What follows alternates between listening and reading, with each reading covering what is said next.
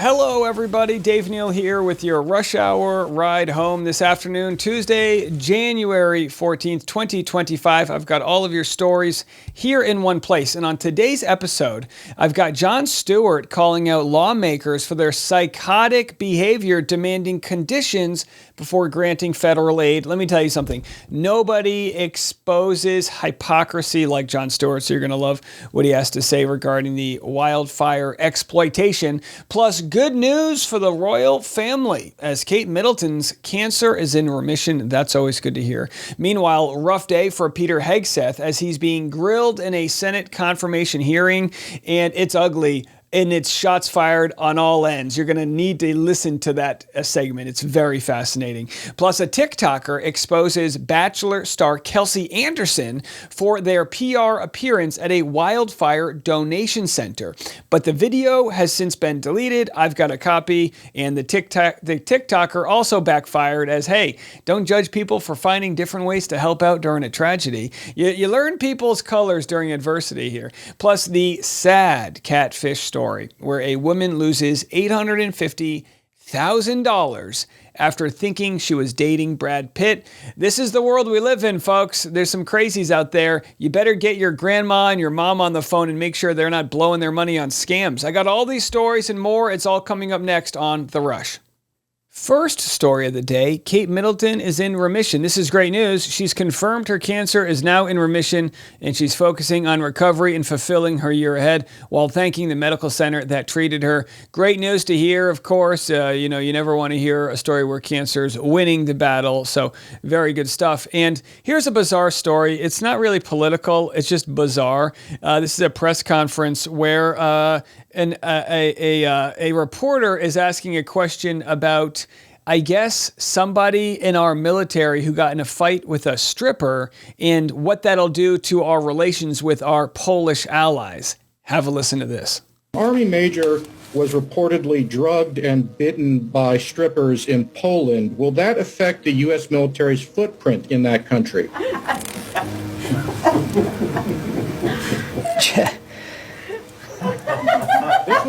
the way, what? First of all, I understand that humor is a way of breaking tension, but like, if a guy got bitten by a stripper, that's not his fault. Now, you might ask the follow-up question, why did he get bitten? Like, was he just walking down the street and a stripper bit him, or was he in a position he shouldn't be in while working for our taxpayer dollars? It's a story. It is a major story, and it happened in Gdansk. Jeff, I don't know anything about that story. I'll have a look at it. I'm not going to take that question. But please take that. Jeff, no, Jeff, just let me state clearly we have a strong military relationship with Poland. There it is, a strong military relationship with Poland and a strong jaw by that Polish stripper. I don't know if there's something in the water in Poland or if this just happens to be a feisty stripper, but I've never wanted more information to a story. But either way, this kind of feels like the end of the year because it's the end of the term, right? Next week there's a new political term, new president and things like that. So there's a lot of goofiness happening, which again, I don't know if I love. It's like, sure, everyone can cut the tension and have fun with their jobs, but also like the world's on fire, right? So here is very interesting. This is White House Press Secretary Karine Jean-Pierre and Fox News' Peter Doocy sharing a lighthearted moment. Now, Peter Doocy has been a thorn in White House Press Secretary Karine Jean-Pierre's side, right? They've been foes, they've been enemies, and now that they're done doing their job, I guess he wants to go back to just prancing around in the meadows. Here's a clip. Hi. Thank you, Karine. If I don't see you again in the briefing, thank you for always. You could have stopped taking the hard questions years ago, and you didn't. So we appreciate that. Over 2 years. So he calls them hard questions. Some people might say they're very disingenuous, fear-based, and things like that. Here's my friend. This is let's say one last dance, right? I don't know how I'm going to fill my dance card now. How will I fill that void without you? You tell me. He says, "You tell me." So either way, it's like, all right, when we're all done flirting and playing ass grab, can we get to maybe he's cooling down the temperature in this country? And maybe this is a way to do it. Everyone jokes around. All right, speaking of cooling down the temperature, this is a sad story with some tough language. Philadelphia Eagles fan was I guess, harassing this young woman who was a fan of the other team. The Eagles have identified the man who was berating a female Packers supporter at Philadelphia's playoff game over the weekend. TMZ Sports has learned they've now kickstarted the punishment process for the guy. First of all, here's how you punish the guy. You punish him with, publicizing who it is. And if his boss wants to fire him for being a terrible human, they can do that. I mean, you're allowed your freedom of speech, but can he still be kicked out of sporting events for life? Sure. I think you're entitled to both. The team is entitled to make sure this guy never steps foot again in a stadium. Here's a clip that went viral. What it's like going to Philadelphia, just trying to root for your team. Unprovoked, uncalled for, Packers Twitter, help me out and find this guy. This is not okay. Let's have a listen to the 40-second clip. Again, there might be some tough language. So she's a Packers fan cheering, and the person videotaping this clearly knows that this Eagles fan has been provocative already. The Eagles fan is purposefully clapping in the Packers' face. And then the girl looks back at her boyfriend or partner going like, can you believe this? They got one more yard though. They close. And then spatting happens back and forth. Okay, well, and then the guy says, don't call her a dumb C word. call her a dumb cunt. She's an ugly dumb cunt. Cool. And then the guy says she's an ugly, dumb C word. And it goes on and on. I mean, look, this shouldn't be tolerated. And, a lot of people say, well, I would have kicked that guy's butt, whatever. I think he's doing the right thing. Look, you don't want to kick a guy's face in you're gonna be the one who gets arrested for that. I hate to say it, unless you can do it with no security cameras. But the best thing to do is expose this guy and let them find out who he is. And it looks like they've done just that. So looking forward to finding out that guy's never invited back to any games. I mean, I think that's a fair enough punishment, right? Well, this is sad. Brad Pitt is involved, kind of like not his fault. A woman loses $850,000 in a romance scam tricked by fake photos. Oh, this is sad. So a middle-aged French woman got scammed out of $850,000, fooled into thinking she was dating Brad Pitt after being duped by images online. And here's some of those photos. I mean, they're really, really bad. He even posted, "Anne, I love you," just to show that it was really him. This is sadly delusion, and it's actually one of my biggest nightmares to think, and again, I hope this never happens, but to think that somebody's, like your mom or your dad or somebody's life savings could be conned away. Just remember this. If anyone ever calls you, you need a code. I hate to say how conspiratorial or fear-sounding I am, but you have to do this. You have to have a code word with your family. So if, grandma gets a phone call, hey, this is Dave, I've been kidnapped, I need $100,000, they have to know what the family code word is, because you can manipulate voices, and this happens all the time where a prank call will turn into a dupe. Now, in this case, it's catfishing, which just goes to show how lonely people are, because why would Brad Pitt, in what world is Brad Pitt befriending a middle-aged French woman? I don't understand. But either way, 830 pounds, or euros, I should say, are gone. And there's your PSA from me. Get your family in order before it's too late. Make sure that if anyone's got family wealth and the older generation, look, they grew up before these scams existed, and make sure you've talked to them and they know that there's never to be taking out any sums of money and whatnot. Okay, so now that we got that out of the way, you're welcome. We just saved you $850,000. I've got wildfire updates coming next as hikers are taking it into their own hands to find the arsonist. Now, as far as the California wildfires are concerned, there's not concrete evidence that an arsonist started the fire. The Altadena fire may have been started by a utility line going down. There's video of a fire being sparked, but there's definitely some evidence that an arsonist may have started the fire. Now, just because they started it doesn't mean that the conditions that led up to that could have been prevented. People are arguing about whether or not they could have cleaned up the forest and raked the trees and done this or done that. The truth is, it was a once in a generational fire. It's a scary thing, but now people are on high alert. There was a man arrested for arson, but they didn't end up charging him with it. Maybe they didn't have enough evidence, and that's just the way the courts work. Well, now the Topanga resident confronts a suspicious hiker. Cops are investigating this moment, but here I'm going to play a clip of that video where a guy's on a hike, in an area that would definitely be a place an arsonist arsonist would go to light a fire. And he says, hey, where are you going? What's your name? Like, do you live around here? And to be quite honest, the guy that's being confronted is very sketchy. Have a listen. I'm trying to get off the trail. To where? I can help you, but you have to help me understand where you're going. Well, sir, I'm actually not from here. So the guy's so sketchy. Well, sir, I'm not from here. It's like, we know, do you have matches in your pocket? Like, what are you doing? I can tell. So where do you want to go? I have a flight out tomorrow. If I can just get off the trail, I'll probably head back down to San Diego. What are you doing up here? My son lives here. Who's your son? I'd rather not say. Why? I just don't think it's pertinent information. Because I don't think it's pertinent information. And the conversation goes on. And look, maybe the guy's just a sketchy dude. Maybe the guy doesn't like being filmed. Who knows? But at the very least, when there's an active wildfire and possible active arsonist around, I think it's fair to be vigilant. And if something seems off, check it out. And of course, this area is probably evacuated. Probably shouldn't be on a hike in the first place.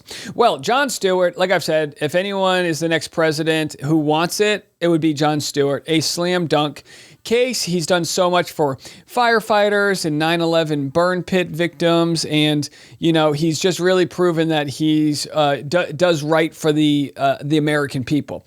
Well, now he's slamming Republican lawmakers for demanding conditions on LA fire relief and calls it psychotic. I'm going to play 2 clips of what he had to say. They're all great pointers on how to mitigate fires, and I'm sure California has absolutely been trying. Water and forest management, maybe not good enough, but they have it. There's one thing you might not be considering as you criticize them, and that's this. I don't know what kind of a system you can develop that completely mitigates the risk of fire, plus drought conditions, plus 60 to 80 mile per hour winds, plus delicious wood. Look at this. Look what's happening right there. Do you see this? Fire to tornado.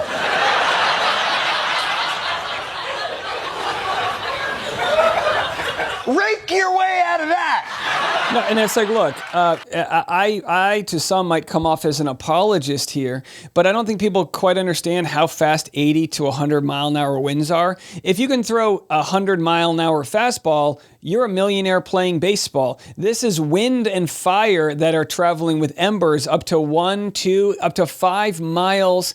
And at any point, an ember can just fall on a tree, spark up within seconds. And these fires themselves can just destroy acre after acre. They're saying that this fire has actually already consumed over 60 square miles. Folks, this is absolutely insane stuff. Even Jay Leno here compared the LA fires to 9/11. Now, a comparison is never an identical replication. So obviously in 9/11, there were thousands of lives lost. His comparison here is more to the infrastructure damage.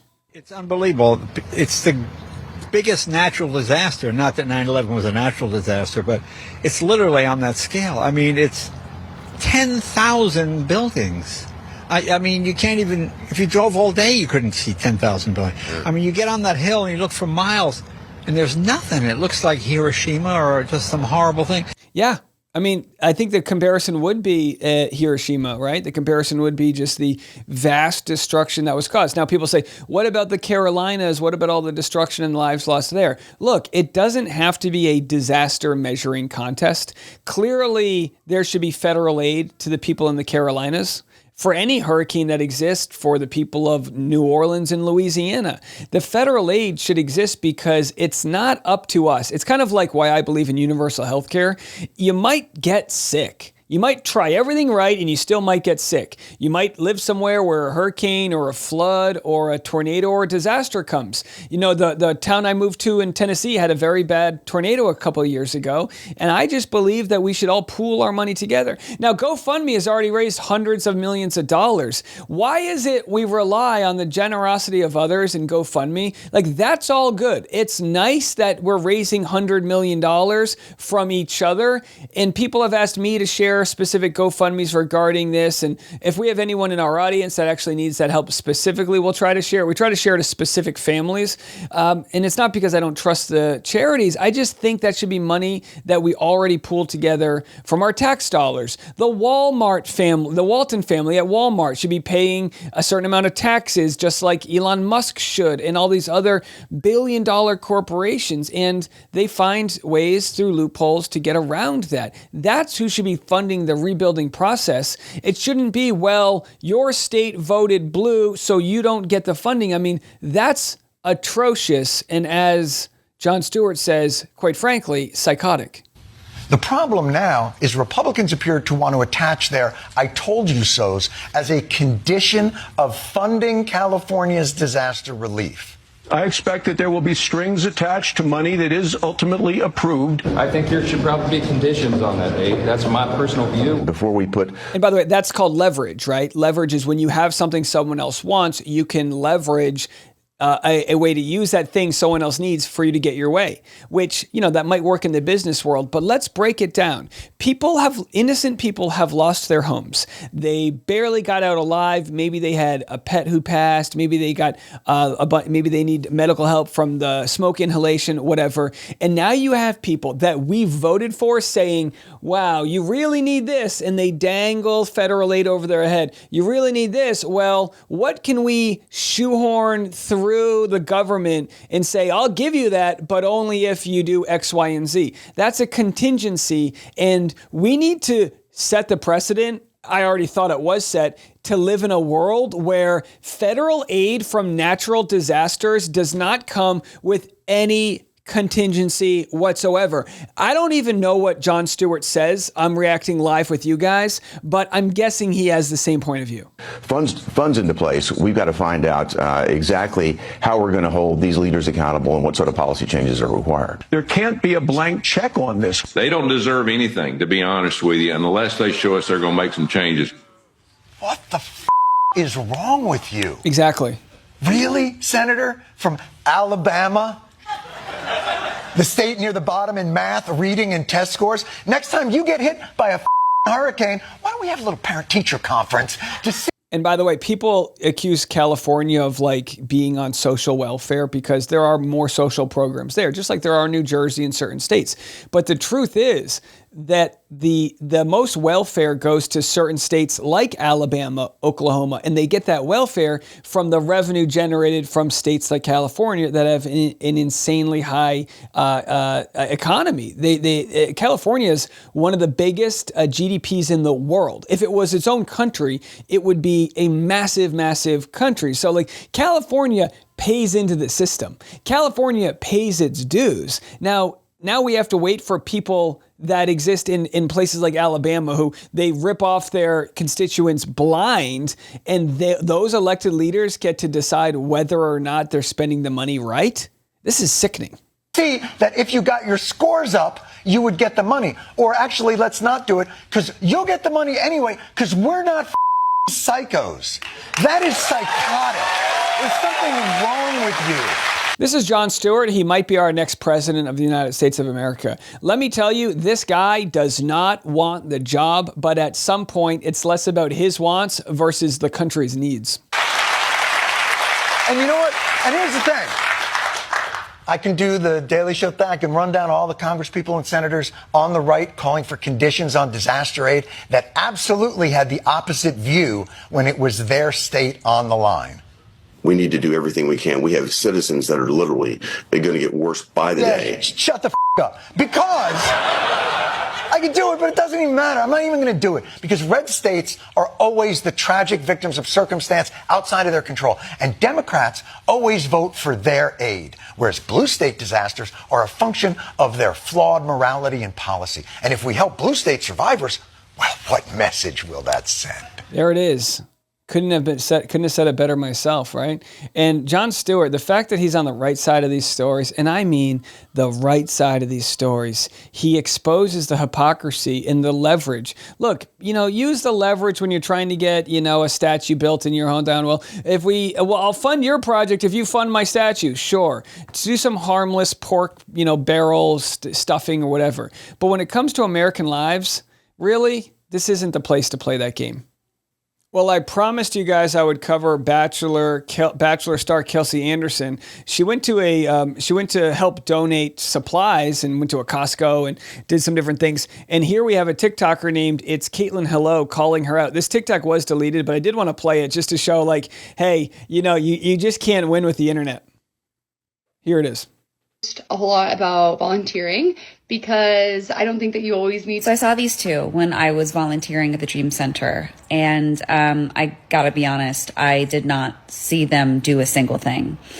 And I'm kind of on the fence about this because did they technically, from what the video shows, go to Costco and buy diapers and bring them to the center? Yes. So that's nothing other than good. That is good, right? By the way, that's like saying an Amazon driver doesn't work for Amazon because they weren't in the factory. They were just the delivery man. So either way, I don't want to blast her. This TikToker got it wrong and she deleted her TikTok, and TikTok's going to get deleted in general. But Kelsey Anderson and her fiance Joey, look, their volunteer work is speaking out and using their platform to try to rally funds to go into the direction to help specific people. We had this coming week, we have Catherine Blanford on our podcast. She's a up-and-coming stand-up comedian, and she went to a Costco and raised a bunch of money through private donations and delivered it to a specific fire department in LA, right? And, how you decide to help is whichever ways that you can.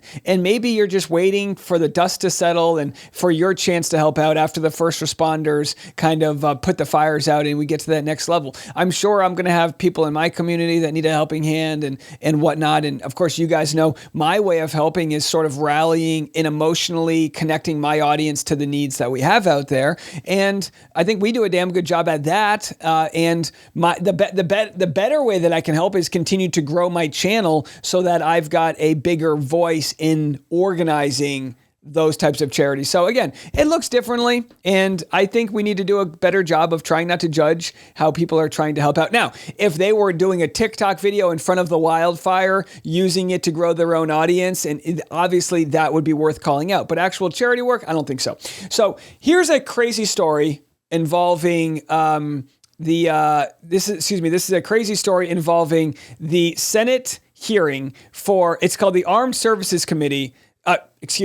Senator Jack Reed, Democrat from Rhode Island, my home state, is a ranking member of the Armed Services Committee. He's grilling Peter Hegseth with regard to his confirmation hearing. Whether or not he gets confirmed, yet to be seen. But what I'm going to play for you next is wild. We have a brutal sort of cross-examination where he's accused of cheating on his wife right after they had a baby. And then we have somebody else say, hey, if you're going to get mad at him for cheating, I'm going to expose all of the drunks in Senate, in Congress, that are voting while they're literally drunk. So it's pretty sloppy. I'm going to play a couple clips of each of these videos. I do not believe that you are qualified to meet the overwhelming demands of this job. We must acknowledge the concerning public reports against you. A variety of sources, including your own writings, implicate you with disregarding the laws of war, financial mismanagement, racist and sexist remarks about men and women in uniform, alcohol abuse, sexual assault, sexual harassment, and other troubling issues. I have reviewed many of these allegations and find them extremely alarming. Indeed, the totality of your own writings and alleged conduct would disqualify any service member from holding any leadership position in the military, much less being confirmed as the Secretary of Defense.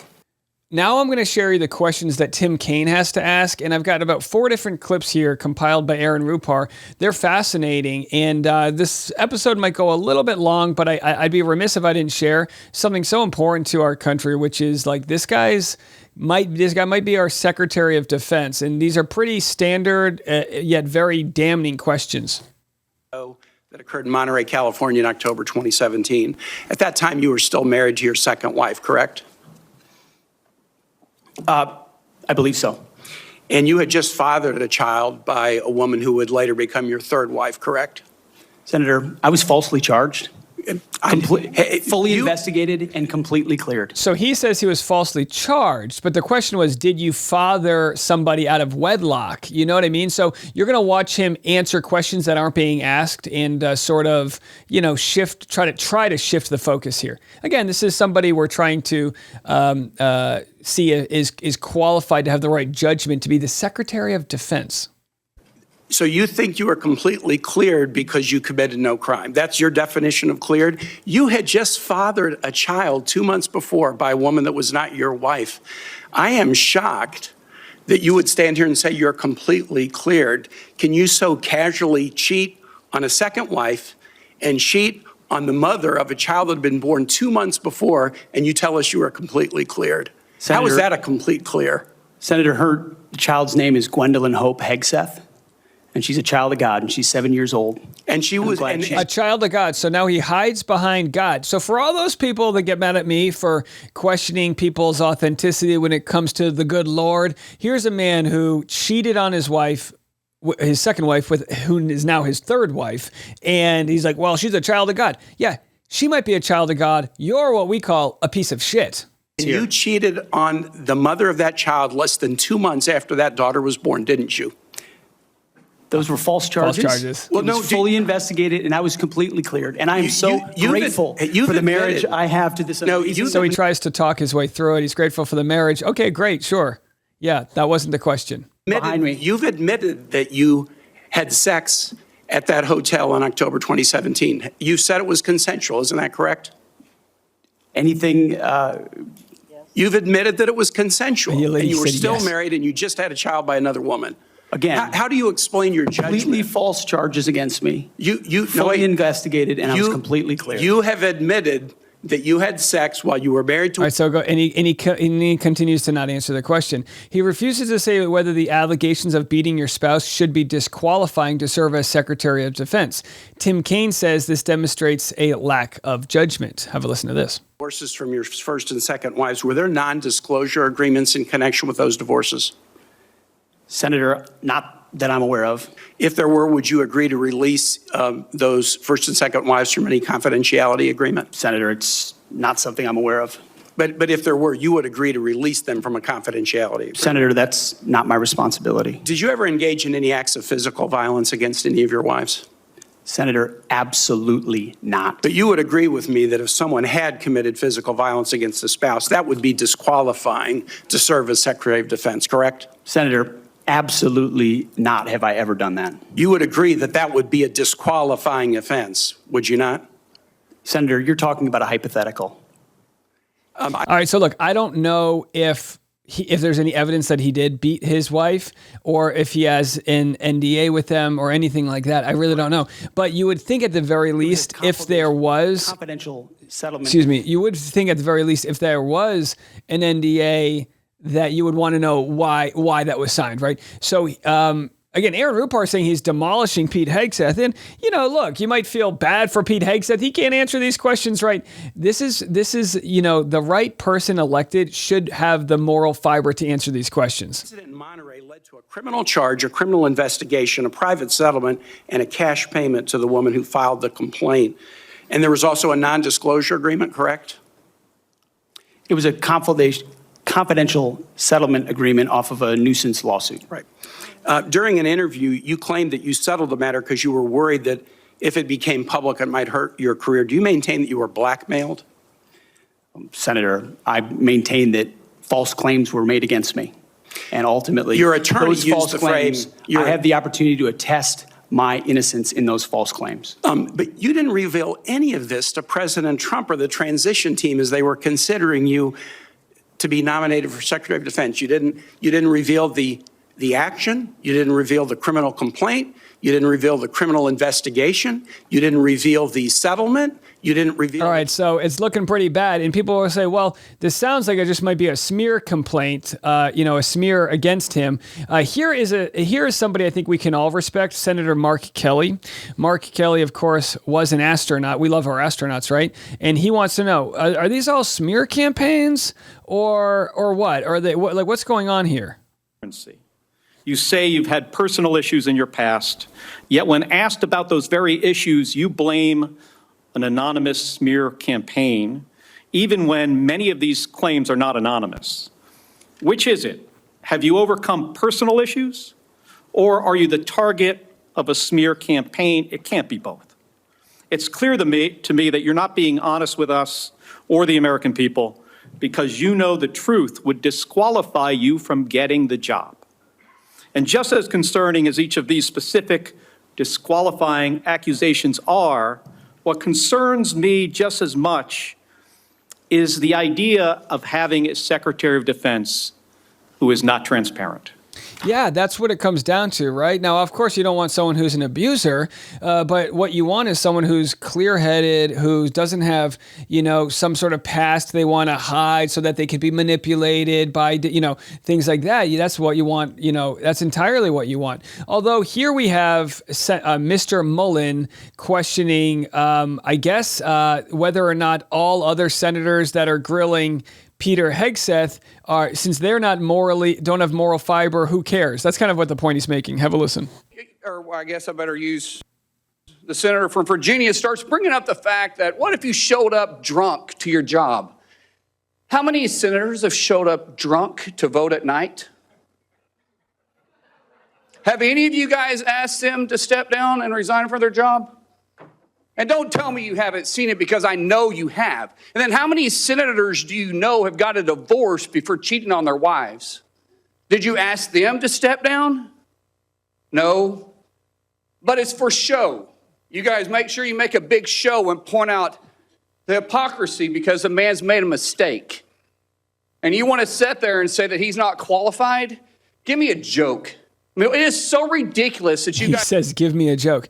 Well, look, I mean, it's interesting, right? Pete Hegseth's own mother said that he was abusive in a letter, and there's a lot of damning information. So, you make a mistake, you make a mistake, but should you be in a position called Secretary of Defense when you are making mistakes, especially mistakes where you're kind of being led by your ego and, letting your little member do the picking there with the cheating? I mean, it sounds like you're rife for exploitation, right? I don't know. Just a thought. We'll have to see if he's pushed through or not. Either way, it's, can't we find somebody? And, you might say, well, these senators are all voting drunk. Yeah, expose them too. Expose them all, is what I say. If you're voting drunk, yeah. Get out of this little boys club, and you're taxpayer funded, and we expect a little bit better out of them, right? I think we can all agree on that. It doesn't matter if you're a Republican or a Democrat. So I say, sure, if you're going to accuse people of voting drunk on issues, let's get all the names out. I'm okay with that. All right, that's going to do it for me, and we'll be back first thing in the morning tomorrow, as we always are. I'm Dave Neal, and this is The Rush.